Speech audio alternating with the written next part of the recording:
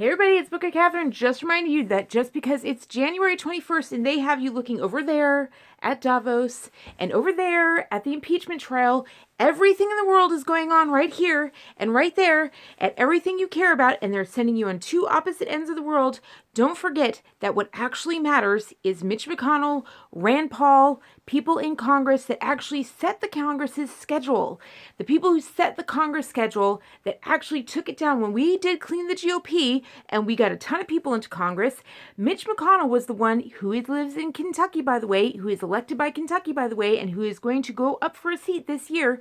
He actually took our Congress and set a new schedule for them that said, hey, we're going to actually meet even less this year so that they only meet 2/3 of the year. They take 1/3 of the entire year off and don't even show up in DC. So they receive $200,000 from us each as a congressperson. Every single one of them receives $174,000 of our tax, plus they get all these little perks from every single lobbyist group and organization, and then they get all these little receipts and taxes on top of it, office space, on top of it, places to live, on top of it, travel expenses. Oh my goodness, they get so much stuff from us, the taxpayers.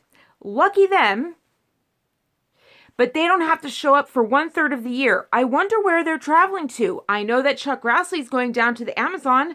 I know a few of them are going to the Middle East. We know some of them are going to Davos. I wonder where else they're going. I wonder how many of them are going to Britain to see the Queen Mother and her family, Prince Charles and Prince Harry and everybody else. Because we all know that even though he says he wants to be called Harold, he's going to be cashing in on the name Prince anyway. So why would he ditch it? It's because he's losing his bank account. Just like King Gustav's 5 grandchildren are losing their bank accounts. Why would they want to wipe a bank account? We know why that is. We covered that yesterday in January 20th tweets. We covered that because they needed to delete a bank account because of the Iran sanctions that came out few days just after they released both of those statements saying they're wiping those bank accounts. Boom, Iran sanctions and Turkey sanctions came down saying that anyone indirectly involved in profiting off of those human rights abuses were going to be sanctioned and wiped out. And so poof, their bank accounts, not their royal names, not their royal titles, not all the perks that come with being a royal heritage, but just those bank accounts disappears. The things that would tie them to those human rights abuses. That's what disappears. Very, very interesting. Anyway, so just you guys remember that while they're taking the precious name that Trump and the rights that you are enjoying from his work, they're taking that name Trump and they're saying, hey, if you care about Trump, look at the impeachment trial. His lawyer is testifying today. They called his lawyer up to testify on January 21st.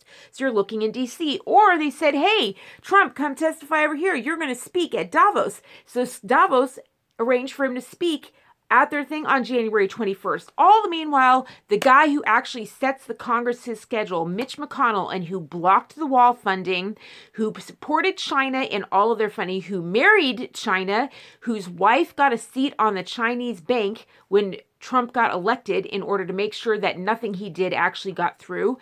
Honestly, all of the corruption that goes through is through Mitch McConnell. And then Rand Paul, the other guy from Kentucky who needs to be replaced by registering today, please, in Kentucky. The other guy who needs to be replaced, Rand Paul, voted like a Democrat more than Dianne Feinstein. He voted against the bills that said that were conservative things that restored your rights. He voted against you more than Dianne Feinstein, way more than Dianne Feinstein. Dianne Feinstein voted more like a Republican than Rand Paul. He went so far left that I don't know how anyone can call him GOP anymore. But apparently he can just say nice things to Ivanka Trump and she'll retweet him.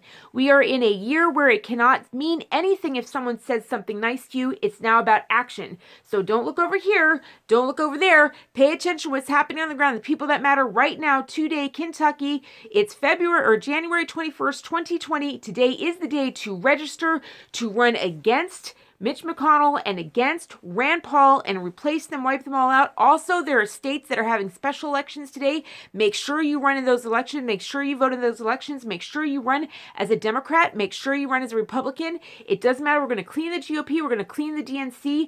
Run as a Democrat. Run as a Republican. Register as a Democrat. Register as a Republican. And clean out your state and vote for freedom and restoration of rights. It's time.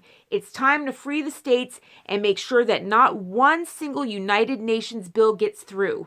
Not one single United Nations bill get through and start writing our own bills that restores our rights and repeals all of the legislation they've put through in the last 70 years and bring us back to a constitutional republic again, and no longer a constitutional monarchy that serves the queens and kings of Europe. And that is what, unfortunately, Latin America has been doing for apparently the past 130 years. Go ahead and look it up. It's been very, very fascinating to research OAS. Who knew the Western Hemisphere had an entire government that overruled? So when Brazil goes ahead and votes, they are not voting for anyone that matters because there is a government, OAS, that rules the Western Hemisphere. Thankfully, the United States isn't in it. Didn't know that, but I'd love to know who actually founded the OAS. Oh, that's right, it's 70 years old. That would be the United Nations. Who was in charge of the United Nations? That's right, Great Britain was. The Lord, a member of the royal family, actually presided over that. Didn't tell anyone in America, though. That's imperialism for you, ruling the world. I bet you Spain has a lot to do with that, which tells you something about these cartels. Do you ever wonder if maybe they are legal? Maybe just the King of Spain? Because we don't see any of the Spanish gardens, King of Spain's royal gardens, in their BBC productions, do we? You should check out the royal palaces of Spain. They're way more decadent than the things that you see in the French Versailles. But there was no rioting in Spain. The people of Spain never ever stood up. And oh gosh, isn't that interesting?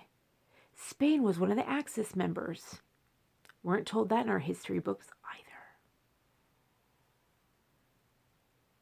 Never go where the headlines tell you to. Research on your own. Never know what you may find. For example, the other thing I found out was that lovely little Nazi poster from 1940 where Hitler had a nice big swastika on his arm and he had a big knife through the Bible and it said, "The enemy." So that means it's a lie, saying that Hitler was the Christian right.